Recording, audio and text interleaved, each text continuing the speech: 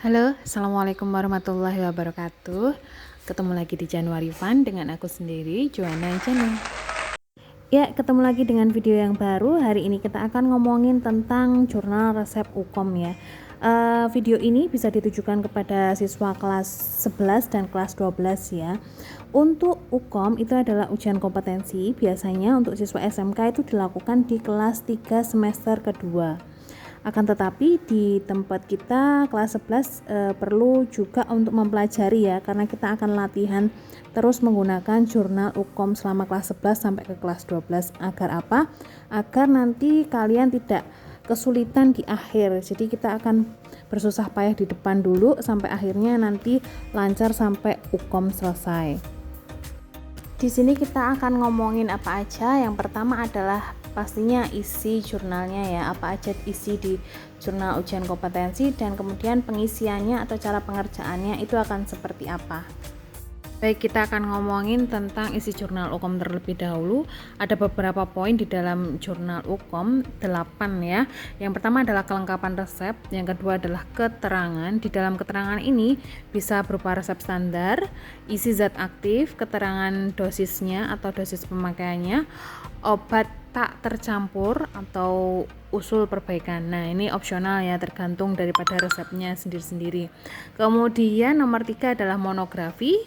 Monografi obat itu akan ada banyak banget ya di FI, tetapi ini akan fokus di kelarutannya aja. Kemudian nomor 4 adalah daftar obat. Apakah termasuk obat keras, obat bebas, obat psikotropik dan lain sebagainya. Dan di nomor 4 ini juga dituliskan juga indikasi daripada tiap-tiap obat ya. Yang kelima adalah perhitungan dosis. Ini opsional juga. Bila mana di dalam resep yang diterima itu ada dosisnya, maka nomor 5 ini diisi. Tapi kalau resepnya nggak ada sama sekali, berarti ya ini di skip ya. Kemudian ada tabel penimbangan. Ini berkaitan dengan penimbangan bahan ya, untuk pengambilannya jumlahnya akan berapa gitu. Nah, nomor 7 adalah prosedur pembuatannya. Nomor 8 adalah penyerahan. Penyerahan di sini ada signanya, tiket, label, dan wadah. Kita akan bahas satu persatu, dimulai dari poin yang pertama yaitu kelengkapan resep. Mungkin anak-anak kemarin kelas 10 sudah mempelajari ya. Ini akan flashback sedikit. Resep yang dinyatakan lengkap itu seperti apa? Yang pertama pastinya harus ada nama, alamat, nomor izin praktek dokter. Bisa dokter umum, dokter spesialis, dokter gigi, dokter hewan. Yang kedua adalah tanggal penulisan resepnya, kapan ditulis itu. Dan yang ketiga adalah tanda R di bagian kiri setiap penulisan resep. Nama obat atau komposisi obat yang akan dibuat, yang akan disiapkan, dosis obatnya dan aturan pakai. Kemudian ada tanda tangan atau paraf dokter. Dan yang terakhir adalah identitas pasien ya. Ada nama, alamat, usia dan berat badan. Usia dan berat badan utamanya untuk anak-anak ya, terkait dengan perhitungan dosis. Kemudian yang untuk hewan itu nama hewan, nama pemilik hewan, alamat pemilik hewan. Baik, karena kita tadi udah melihat resep yang lengkap itu seperti apa, ada 5 poin ya, Ibu sisipkan kembali di sini. Nah, cara mengisikan di nomor 1 kelengkapan resep pada jurnal UKOM kalian itu adalah yang kotak warna biru ya. Nah, isinya adalah kekurangan dari ketidaklengkapan dari resep yang diterima. Misalkan saja tidak ada nama, alamat dari dokter, kemudian nama pasien tidak ada. Nah, itu seperti itu cara mengisinya. Kita lanjut ke bagian 2 yaitu bagian keterangan ya. Yang pertama kita akan ngomongin tentang resep standar. Resep standar adalah resep yang baku yang telah terstandarisasi. Nah, biasanya itu termuat di buku standar seperti FOI, CMN, FMI, Fornas dan lain sebagainya ya. Sebagai contoh kita ambil aja salah satunya adalah Resipe 24 Zalf. Nah, buku yang ada resep standar ini adalah di buku Formularium Nasional. Nah, kita buka halaman bukunya. Ternyata di halaman 13 terdapat resep tulisannya 24 ya. Ini maksudnya juga 24 Zalf. Nah, itu kita tuliskan resep standarnya di poin nomor 2. Nah, untuk isi zat aktif, misalkan saja kita mendapatkan resep yang tertulis di resep tersebut adalah resep dengan nama dagang, maka kita cari isi zat aktifnya, bisa dicari di ISO atau di MIMS ya. Sebagai contoh yang Ibu ambil adalah di ISO, kita buka, kemudian kita catat di poin nomor 2. Contohnya Amoxan itu akan ada di halaman 80 ISO edisi volume 52. Komposisinya adalah amoksisilin. Kita yang nomor 3 adalah keterangan dosis ya. Ini masih menggunakan contoh resep amoksisilin ya. Keterangan dosis daripada Amoxan atau amoksisilin kita lihat di ISO halaman 80. Di situ akan ada tulisan DS yang mengartikan dosisnya. Nah, di poin kedua ini tentang keterangan ini, dosis ini yang diisikan adalah informasi DS di buku ISO.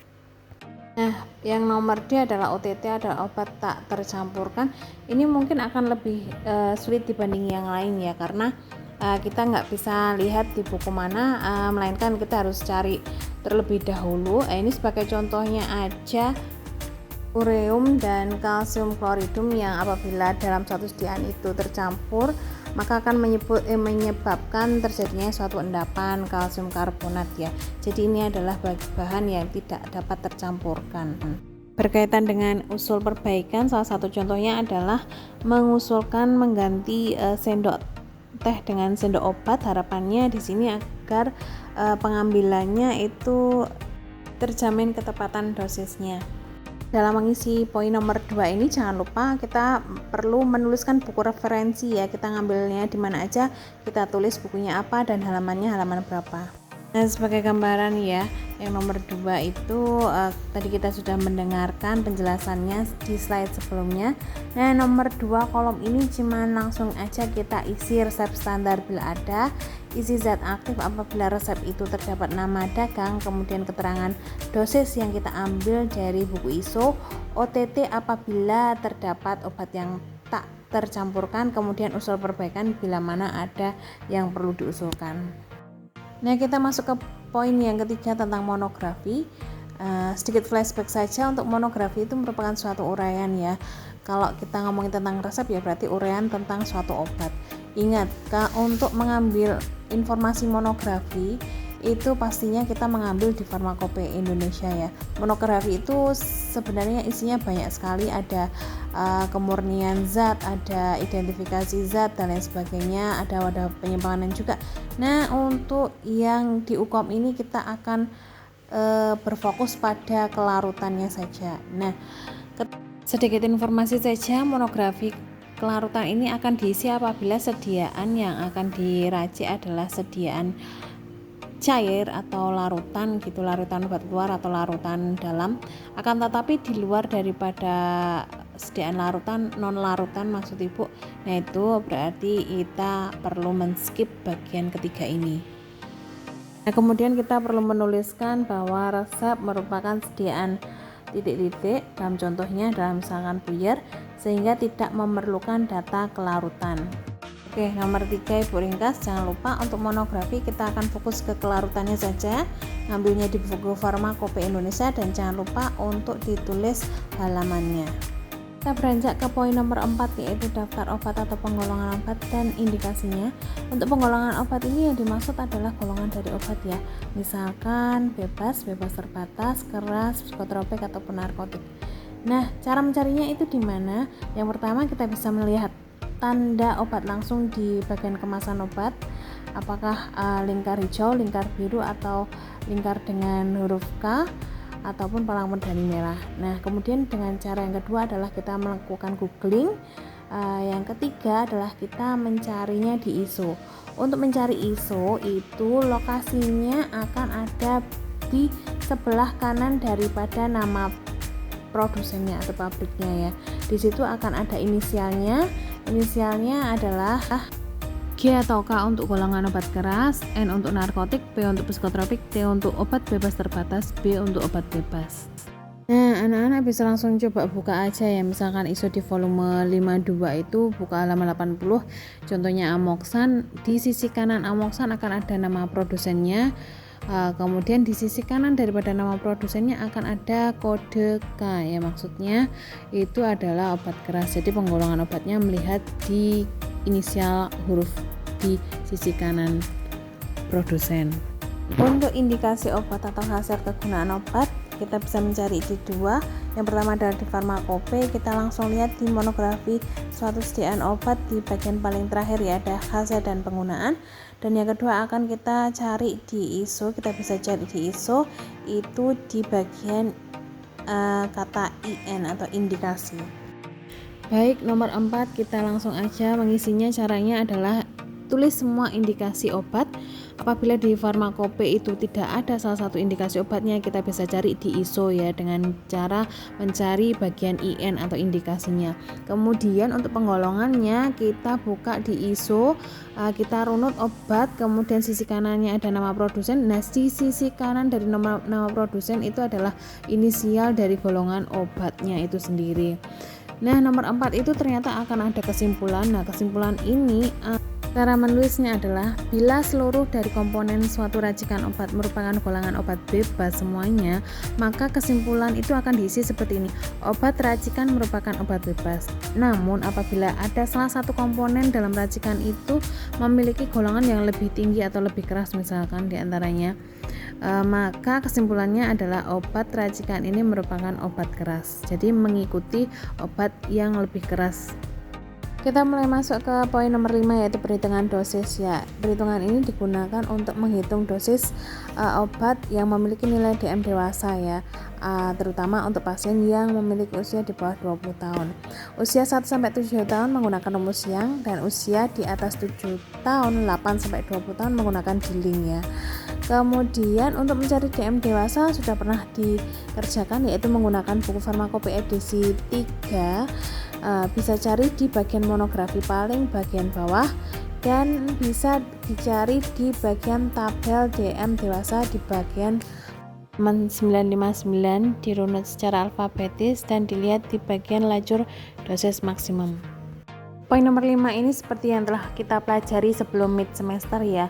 5 langkah menghitung DM anak ya, dimulai dari nomor 1 yaitu menyebutkan nama obat yang memiliki DM dan menyebutkan nama latinnya, menyebutkan nilai DM sekali dan sehari dari obat tersebut, kemudian menyebutkan usia pasien. Langkah kedua adalah menyebutkan nama rumus yang akan digunakan, apakah Young ataupun Dilling.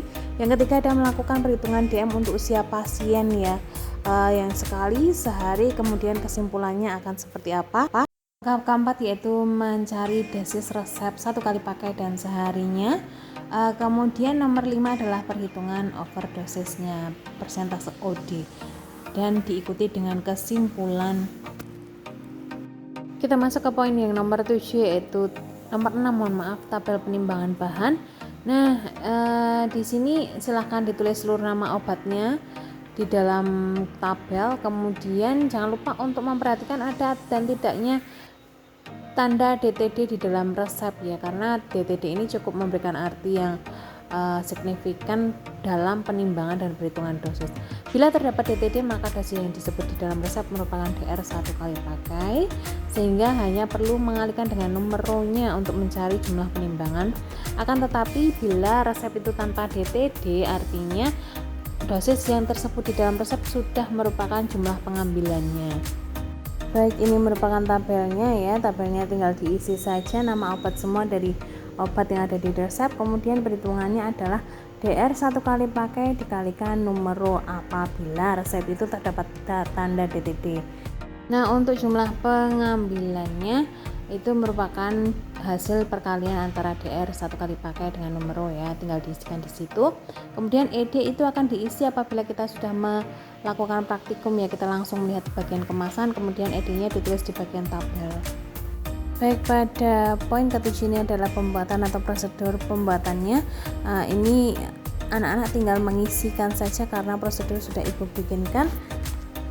Untuk poin 8 ini silahkan untuk wadah menyesuaikan ya, apabila mendapatkan puyer ya berarti pakai kertas puyer dan plastik klip. Untuk bila mendapatkan larutan ya berarti menggunakan botol kaca. Nah, untuk etiket disesuaikan apakah untuk obat dalam atau obat luar, nama pasien, mengikuti resepnya. Untuk signa silahkan ditulis singkatannya, bahasa latinnya, kemudian bahasa Indonesianya artinya apa. Oke, untuk label menyesuaikan ya, ada label kocok dulu apabila itu larutan yang perlu dikocok sebelum diminum, atau Kalau misalkan bukan larutan, apakah itu obat keras apa enggak, perlu dikasih label obat keras atau enggak. Untuk etiket ya silahkan ditempel ketika sudah mulai praktikum membuat sediaannya ya. Nah, ini merupakan akhir dari video. Semoga ini bisa membantu anak-anak dalam mengisi lembar jurnal UKOM.